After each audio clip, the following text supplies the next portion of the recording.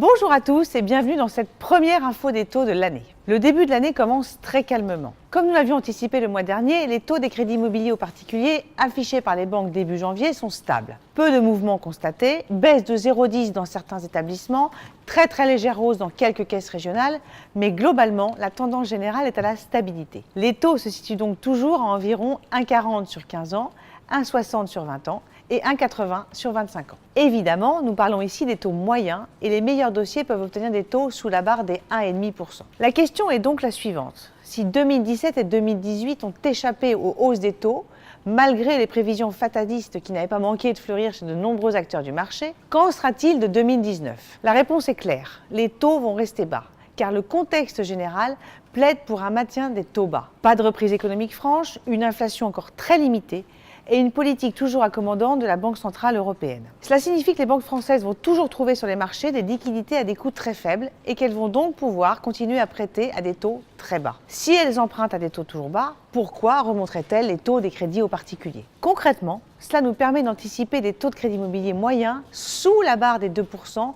sur les durées allant jusqu'à 25 ans.